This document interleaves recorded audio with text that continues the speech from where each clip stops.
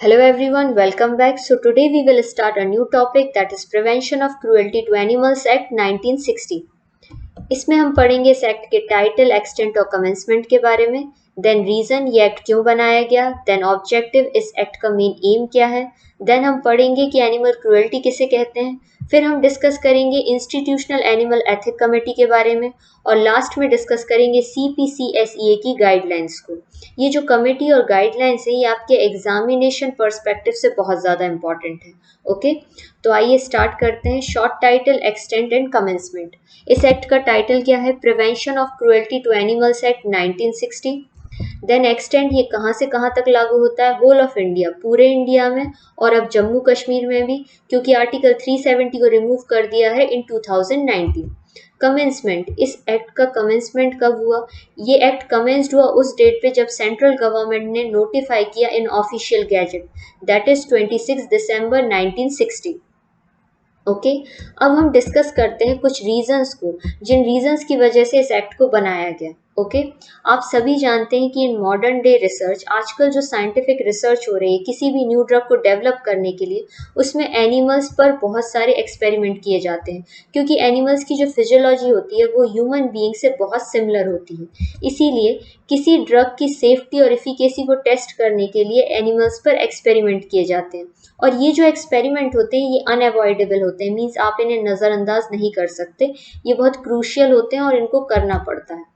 Then clinical trial, अगर किसी new drug के लिए क्लिनिकल ट्रायल हो रही है तो उसके लिए जो डाटा जनरेट होता है वो भी एनिमल्स पर टॉक्सिकोलॉजी और फार्माकोलॉजिकल टेस्टिंग के बाद ही जनरेट किया जाता है। इन रीज़न से हमें ये पता चलता है कि एनिमल्स पर एक्सपेरिमेंट किसी भी न्यू ड्रग डेवलपमेंट का एक बहुत स्पेसिफिक पार्ट है, बहुत इंपॉर्टेंट पार्ट है, इसीलिए इस एक्ट को इनेक्ट किया गया। अब इस एक्ट का मेन ऑब्जेक्टिव क्या है? The Prevention of Cruelty to Animals Act 1960 has been enacted to prevent unnecessary pain or suffering on animals. Animals को unnecessary pain ना हो और वो सफ़र ना करें, और उन पर जो एक्सपेरिमेंट होते हैं वो थोड़ा सेफली हो सके, इसीलिए इस एक्ट को बनाया गया।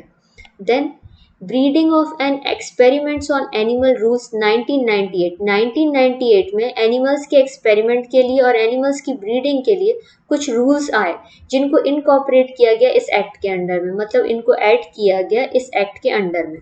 तो ये कुछ दो मेन इम्पॉर्टेंट ऑब्जेक्टिव हैं इस एक्ट के। अब हम डिस्कस करते हैं एनिमल क्रुएल्टी किसे कहते हैं। Okay, subjecting any animal to unnecessary pain और सफरिंग और ट्रीटमेंट, किसी एनिमल को अननेसेसरी पेन देना, सफ़र कराना या कोई ऐसा ट्रीटमेंट देना जो उसकी बॉडी के लिए बहुत ज़्यादा इंजीरियस है। देन नेक्स्ट, अनफिट एनिमल, किसी अनफिट एनिमल को एक्सपेरिमेंट में यूज़ करना, ऐसे एनिमल को जो पहले से बीमार है या फिर उसके ऑर्गन डैमेज हैं या वो पहले से उसकी कंडीशन ख़राब है और उसको वर्क कराना या उसको किसी एक्सपेरिमेंट में यूज़ करना क्रुएल्टी है।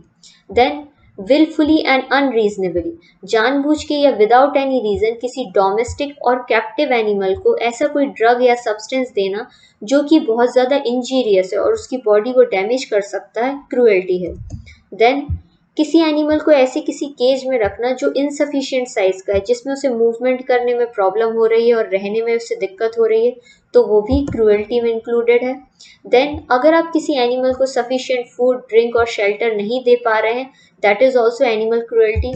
Then needlessly mutilating any animal, mutilating का मतलब होता है किसी एनिमल के ऑर्गन्स को कट करना, डैमेज करना, इंजरी करना, या फिर killing any animal in an unnecessarily cruel manner, अगर किसी एनिमल को आप किल कर रहे हैं क्रूअल मैनर में तो वो भी एनिमल क्रुएल्टी में इंक्लूडेड है। Okay, so here we complete today's class. अब हम इस एक्ट को कंटिन्यू करेंगे नेक्स्ट क्लास में। अगर आप नोट्स देखना चाहते हैं तो आप डिस्क्रिप्शन बॉक्स में जाकर लिंक पे डाउनलोड कर सकते हैं। Okay, thank you.